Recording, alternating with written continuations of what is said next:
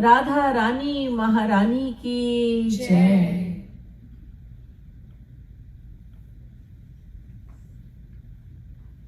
प्रथमं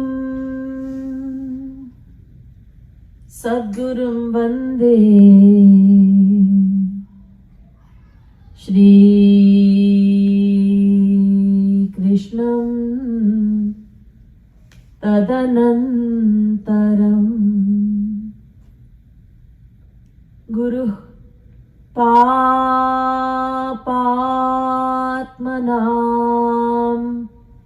त्राता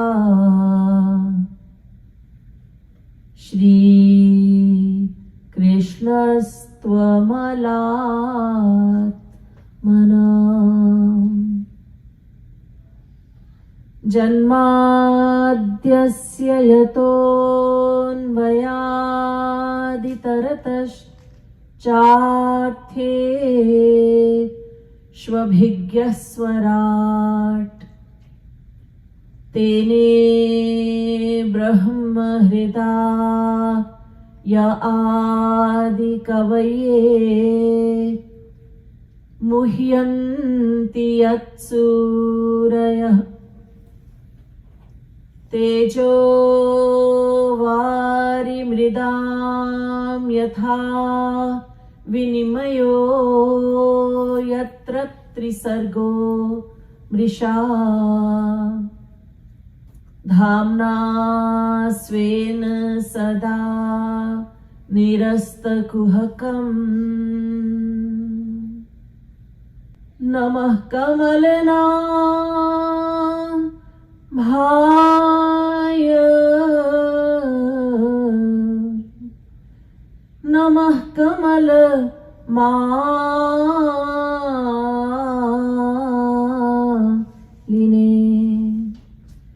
नमः कमल पादाय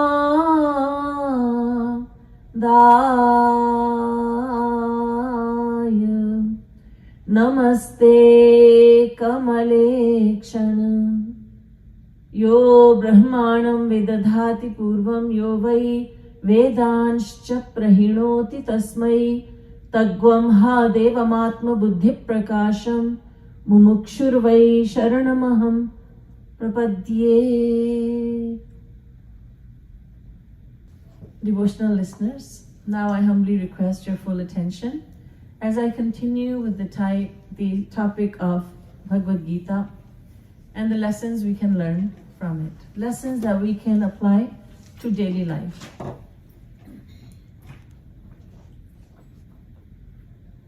In the Bhagavad Gita, we read about Shri Krishna telling Arjuna about the mind. Arjuna says more than once in the Bhagavad Gita, and right in the beginning, that his mind is very confused. My mind is confused, my mind is reeling. Bhramati vachame manaha. Shri Krishna says, Arjuna, you can bring your mind under your control. Arjuna says, Maharaj, it seems to be impossible. Chanchalam hi manah Krishna pramathi balavadridham tasyaham nigraham manye vayoriva sudushkaram. My Lord, the mind is very mischievous, chanchalam. It's very unruly. It's very impetuous.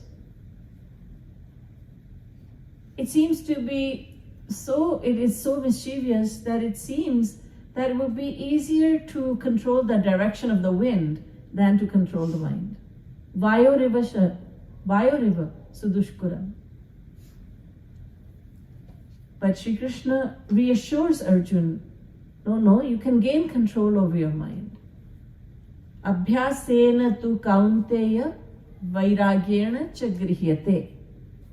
Through practice and renunciation, you can control your mind. So the topic of the mind is extremely important for us. Learning about the mind, how the mind works, what's going on in the mind, what's taking place in this inner world of the mind. will help us to control our mind. There is an outer world that we're living in, and then there is the inner world. Philosophers have said that the inner world is ampler, richer, and more complex. The outer world is so vast that it's endless. You cannot count the number of universes in existence. But the inner world is even more vast. The inner world is infinitely more fascinating. It's richer, ampler, and more complex.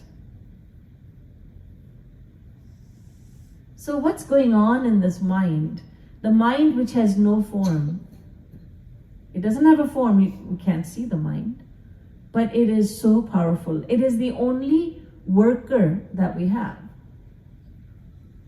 We would be naive to think that our eyes are the ones that see and our ears are the ones that hear, and that our tongue is the one that tastes delicacies, and our nose is the one that smells objects, that has a power of smell.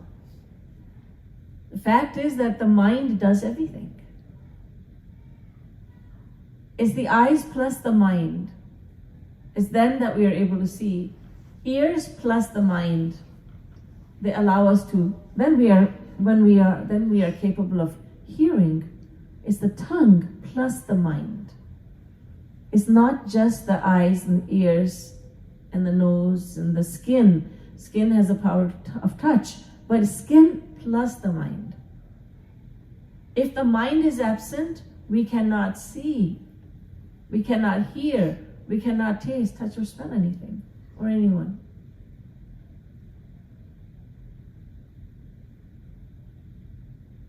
Jagat Jitam Kena.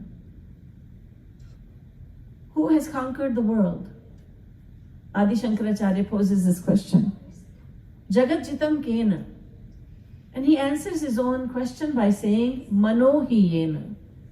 The individual who has conquered his mind has conquered the world. The mind is the most powerful weapon we have. It is the most powerful possession we have.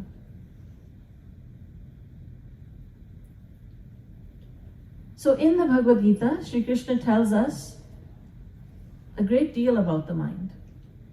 That there are many afflictions, many diseases that are afflicting our mind. Many diseases of the mind. We know about the physical diseases. We don't think much about the mental diseases. Diseases of the mind that everybody is suffering from. Anger, greed, hatred, pride, lust, hypocrisy. And there are more. All these are diseases of the mind. And Shri Krishna says that out of all the diseases that the mind is suffering from, there are three main ones. Trividham narakasyedam dwaram nashanam atmana kamah krodhas tatha lobhas tasmade tatrayam tyajet. Kam, krodh, lobh, desire, anger, and greed. These are the three most damaging diseases that afflict the mind. And if someone says, well, can I just focus on 2 instead of 3? Then Shri Krishna says, then focus on Kam and Krodh, desire and anger. Kama esha, Krodha esha, Rajoguna, Samudbhava. Desire and anger.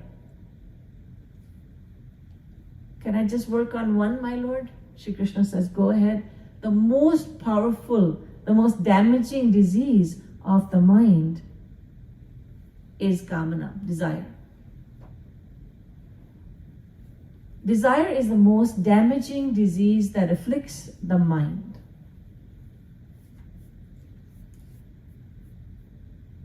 If you think about it, anger and greed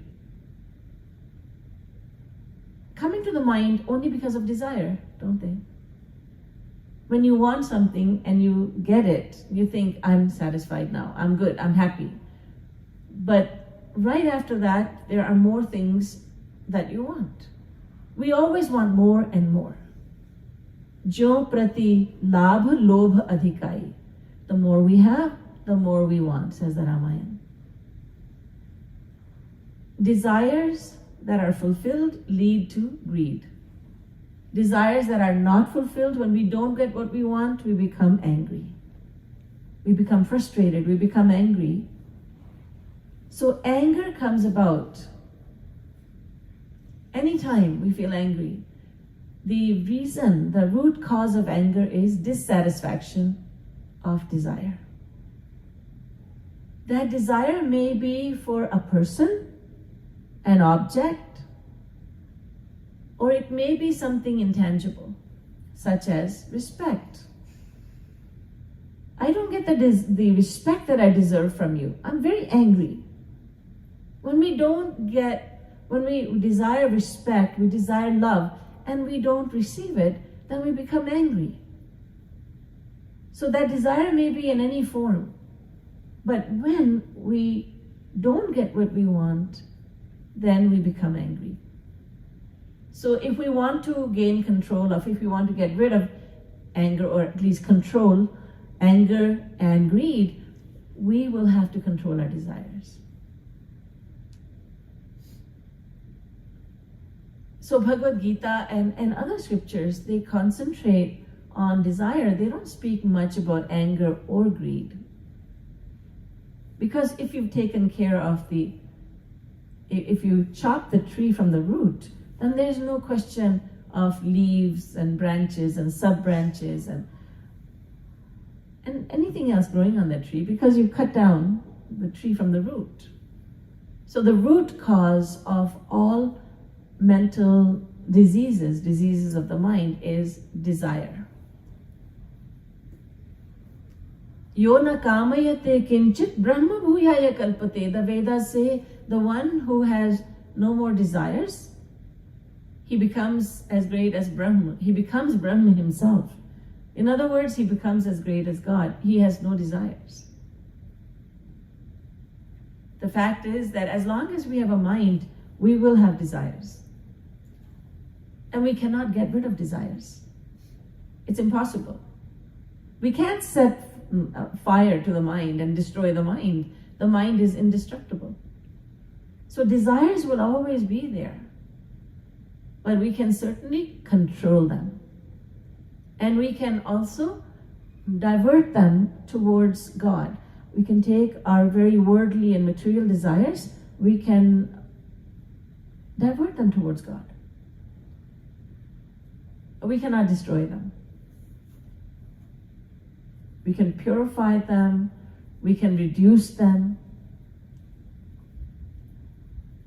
They will come to an end only upon God realization. So, desire is the main disease of the inner world of our mind. The Bhagavad Gita is a very short scripture as far as our scriptures go. It's a very short scripture, 18 chapters, and in the 18 chapters there are 700 verses. But Shri Krishna gives an incredible amount of knowledge in brief in the Bhagavad Gita regarding the mind.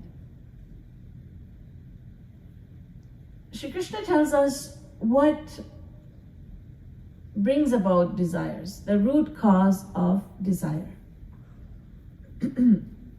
Sangat sanjayate kamah, kamat krodho bhijayate. Attachments bring about desires.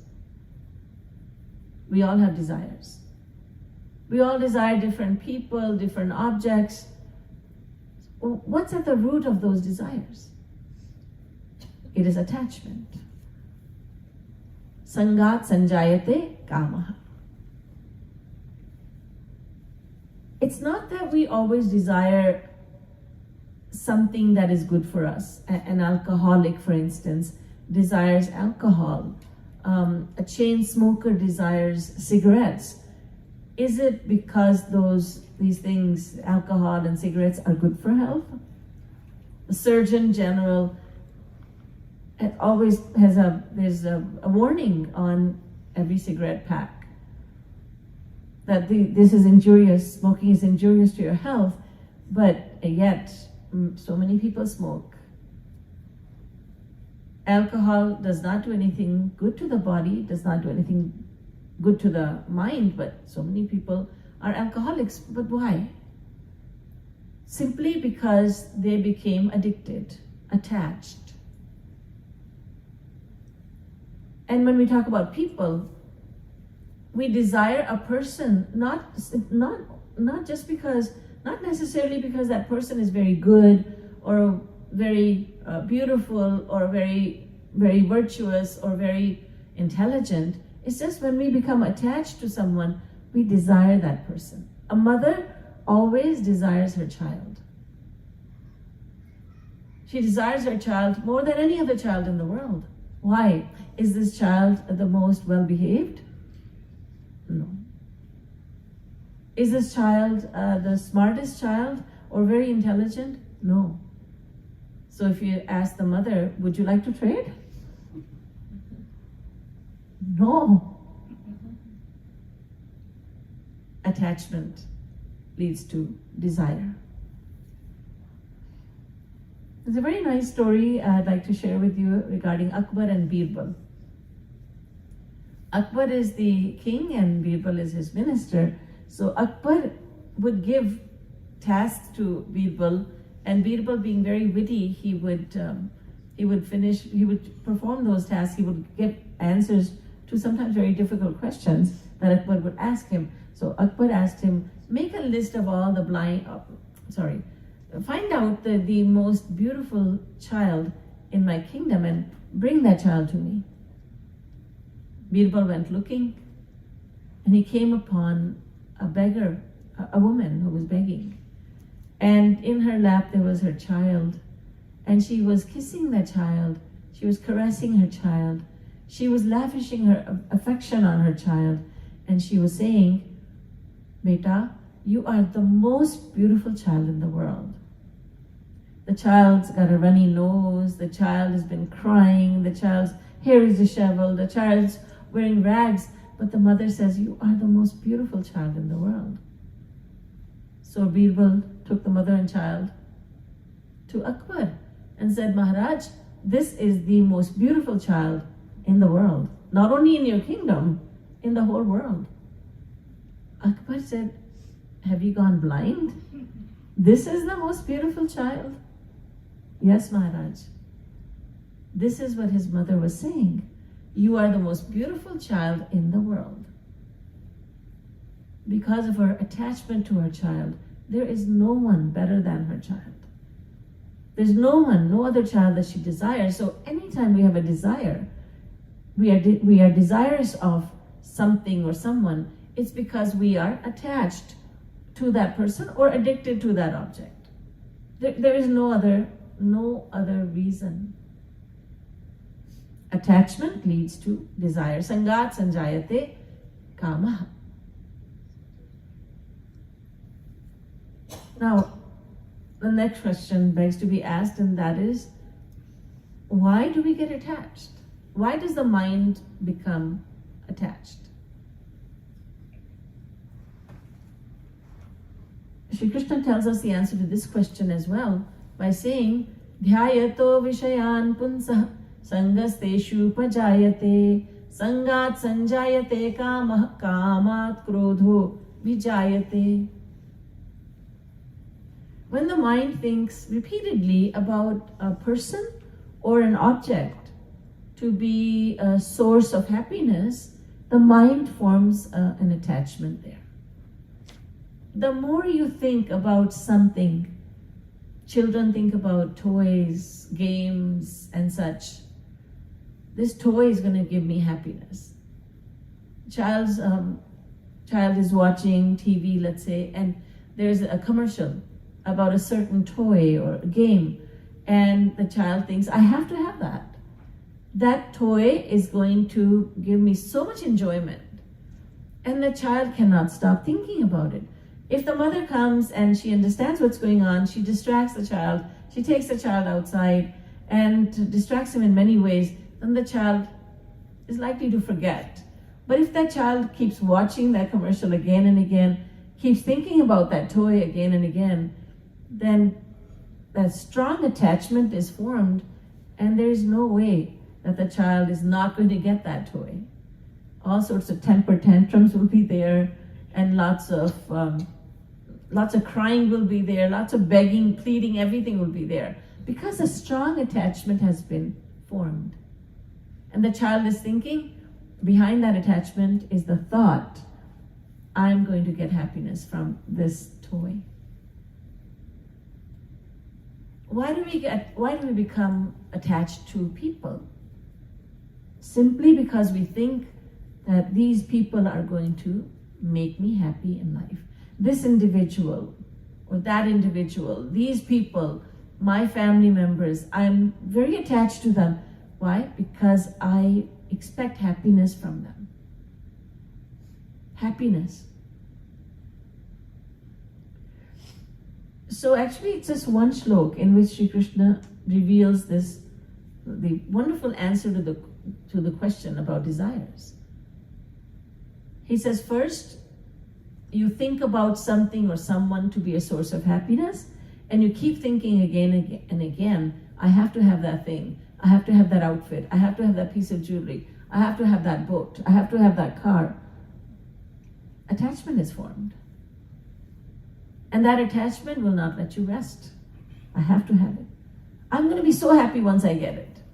And our experience, everyone has this experience, that object, that thing that we thought that we could not do without, now it's sitting in the closet.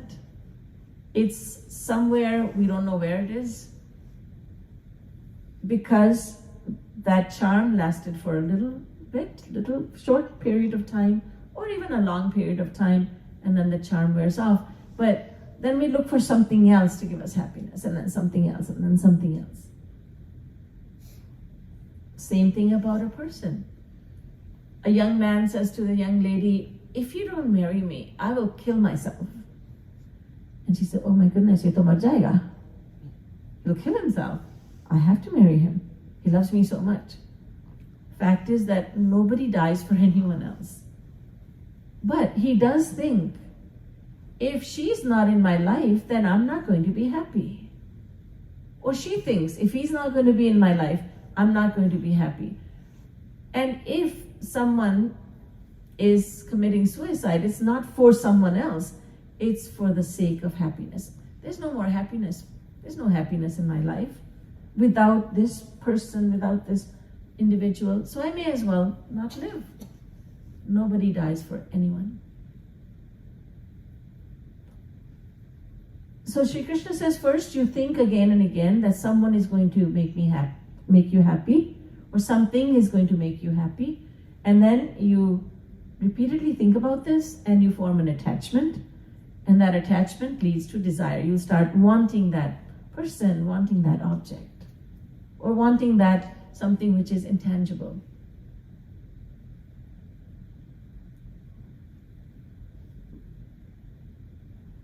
So now the next question begs to be asked, and that is, why are we all looking for happiness?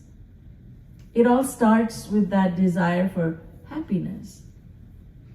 I want happiness. Why happiness? Why is happiness something that we want? And everybody wants it. We may be so different from one another.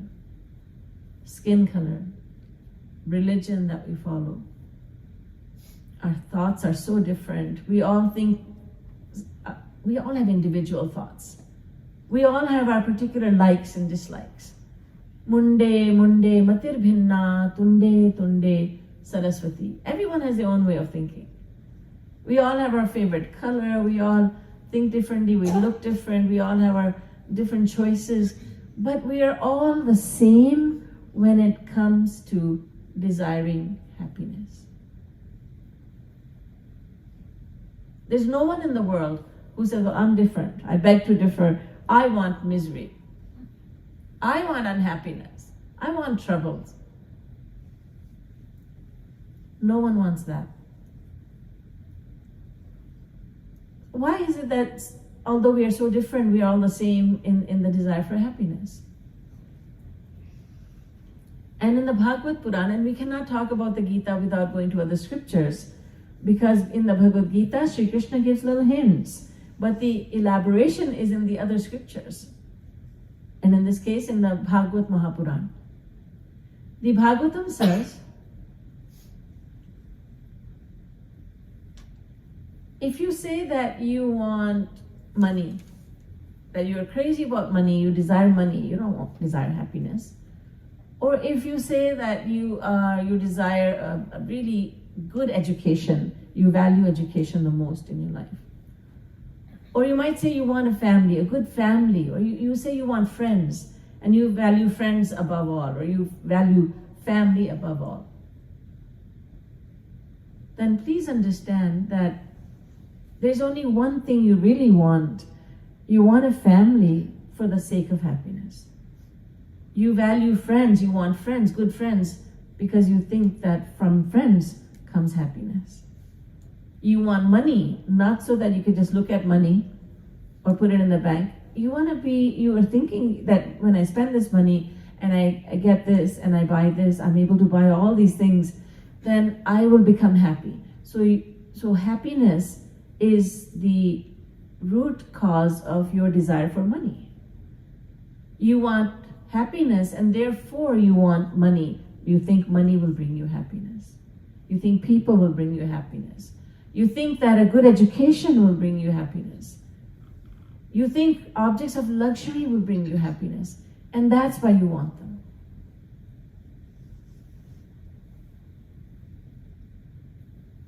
So the root cause of desire is our search for happiness. From the time we are born, we have been looking for happiness since the time we were born. When a child is born, the newborn child, the very first thing that a child does is to utter a cry. You'll say, obviously, yes. When a child cries, then everyone celebrates. And when there's no crying sound, everyone is alarmed. And there is no sound. Even now, there's no sound. And everyone is grieving because it's a stillborn. So the child cries. And it's so sweet that when the Supreme Lord appears on earth in the form of Bhagwan Shri Ram, he performs a same pastime. When he first appears before Kaushalya and Dasharath, he is in the form of Mahavishnu. Kaushalya bows down to him, King Dasharath bows down to him, and they both praise him and they glorify him. And then Kaushalya says, Kije Shishu Leela. He's smiling, Prabhu Musakana. So she says, Kije Shishu Leela. My Lord, I beg you to begin your childhood pastimes. Become a newborn. I do not want you as my father, I want you as my son. So then, Prabhu Musakana, and right after that, Roda Natana. He starts to cry. When Kaushalya begs him to perform his pastimes as a child, he stops smiling and he is no longer Mahavishnu, four-armed Mahavishnu. He becomes a tiny little child, a child who is crying because he's a newborn.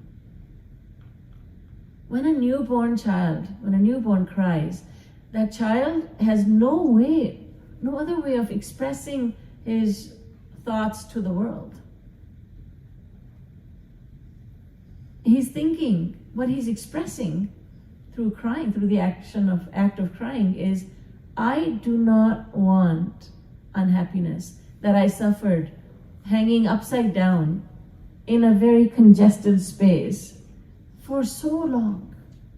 For so many months, that child was hanging upside down. There was a lot of pain, a lot of suffering. So the child is saying, I do not want that suffering anymore. I desire happiness.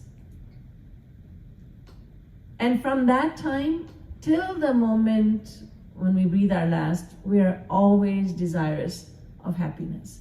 And no matter what we are doing, whether we are eating or not eating, or mutually contradictory actions we are performing, we are laughing or Krishna? Crying. We're standing or sitting. We're talking or remaining silent.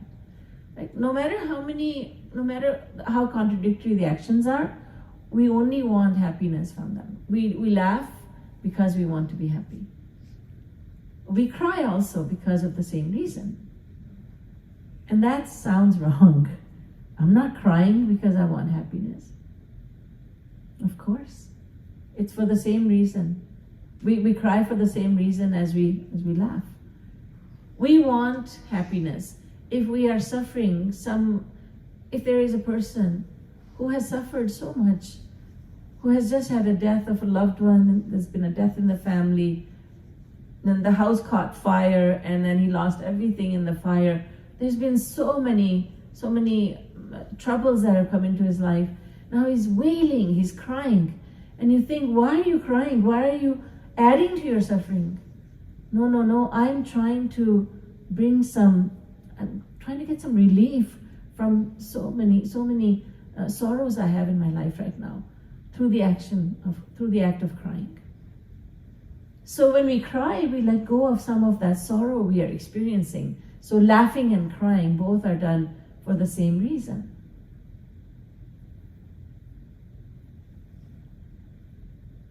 We want to eat sometimes, and sometimes we push the plate of food away. We do both for the sake of happiness. We talk. We want to be happy, that's why we talk. And at other times we say, please, let's be quiet. I don't want to hear anything. I don't want to say anything. I just want to be quiet. Why, you don't want happiness? No, now I want happiness through silence. So everything that we do is for the sake of happiness. All right, now do we stop right there? No, scriptures tell us, find out why you want happiness all the time. Why is it that you don't want anything else? And here we are told that happiness is another name for God. Happiness is a synonym for God. There are so many synonyms for God. Ishwar, Brahma, Paramatma, Bhagwan, Ram, Sham, Allah, Ahur Mazd, Sat Shri Akal, God. We have so many, and so many I've mentioned, and there's countless more. And one of those names is Anand. Anando Brahmeti Vejanat. Taittiriya Upanishad says, God is happiness. Brahma is Anand. And we are all part and parcel of God.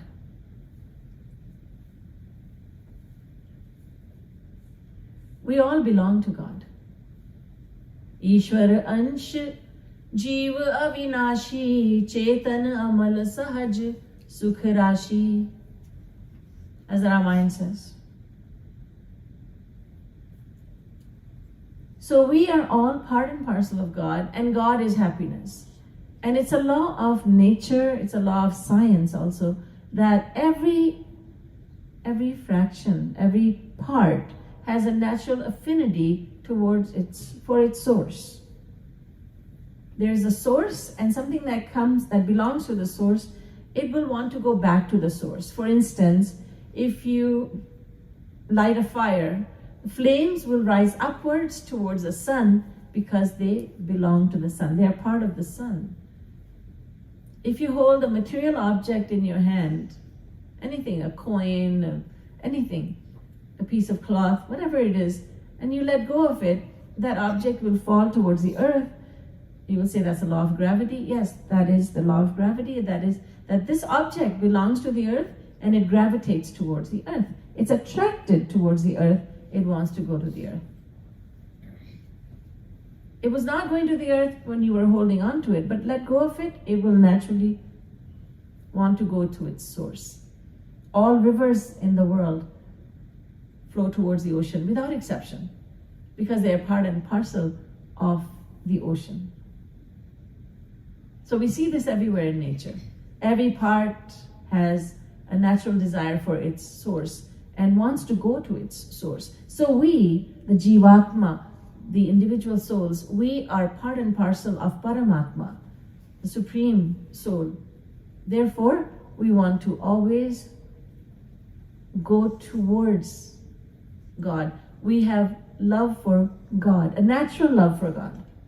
We may not realize it, but we have a natural love for God. Not everyone in the world would accept, not everybody in the world would say, oh yes, I have a natural love for God. But everyone in the world would be willing to say and accept that, yes, I love happiness. I love happiness, but I don't love God. And when enlightened ones, when they hear something like this, they laugh good-naturedly, just like a parent, a mother would laugh, or an adult would laugh, if the child were to say, I love my daddy, but I don't, and you ask, do you love your daddy? Yes, I love my daddy. Of course I love my daddy. Do you love your mommy's husband? No, I don't love my mommy's husband. He doesn't know it's one and the same.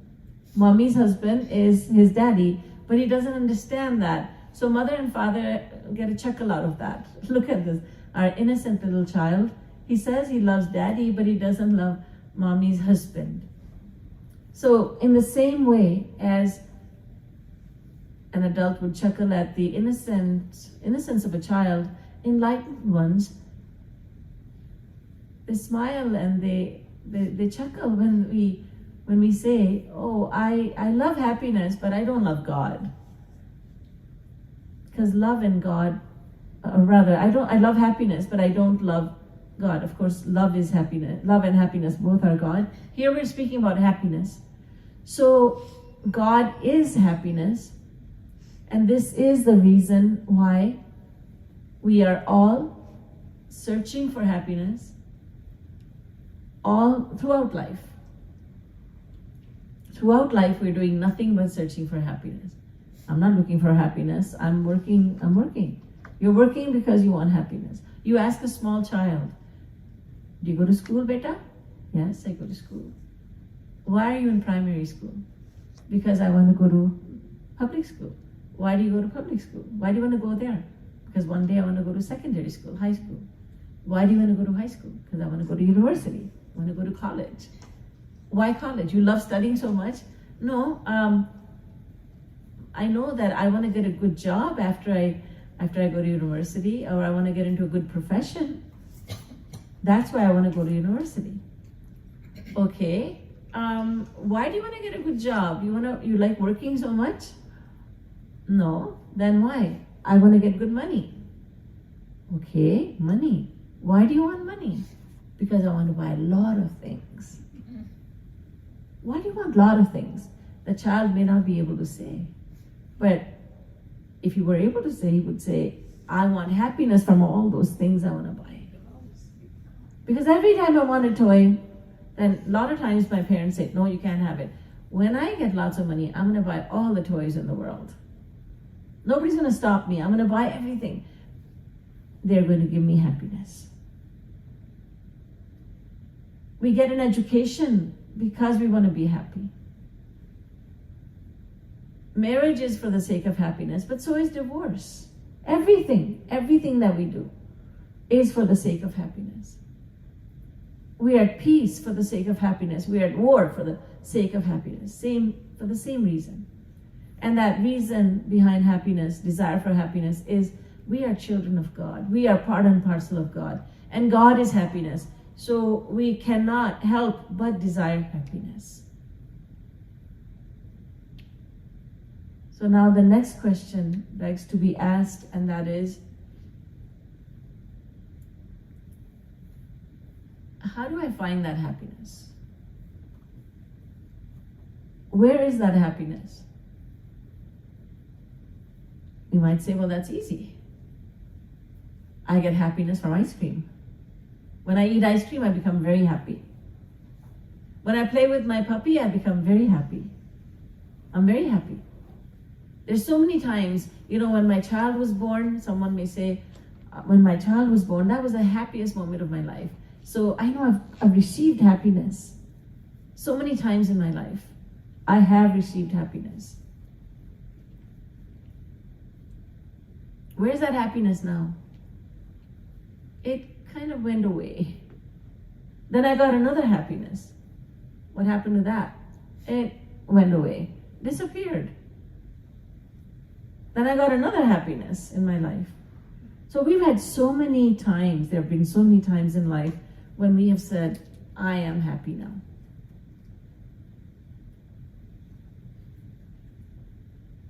And we sing and we dance and we show our happiness. I am so happy, so happy. But unfortunately, there's always a dark cloud behind that happiness. It overshadows the happiness. Sadness takes over. That happiness goes away. So the thinking individual thinks. The discerning individual, the one who just doesn't go through life and just lets everything happen and doesn't ask questions, but someone who is inquisitive, someone who thinks about life, what life is all about, the purpose of life. That individual starts thinking, where is happiness? How do I find happiness? What will make me happy?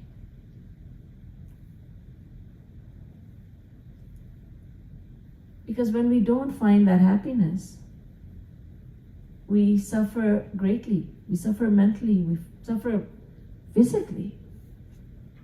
So much. So God has given us a very advanced mind, a mind that is capable of thinking about abstract. It's able to think abstract thoughts. It's able to think about something more than just food and shelter and such. We're able to think about the purpose of life. What is the reason that I was placed on earth? Where am I going? Where have I come from? What am I looking for? How will I fulfill the mission of my life? And what is the mission of my life? These questions come up and we need answers for that. So what will make me happy? What is the source of happiness? How do I receive happiness? These questions will be taken up tomorrow. बोलिए वृंदावन बिहारी लाल की जय, श्रीमद् सद्गुरु सरकार की जय, जय जय श्री राधे, जय जय श्री राधे, जय जय श्री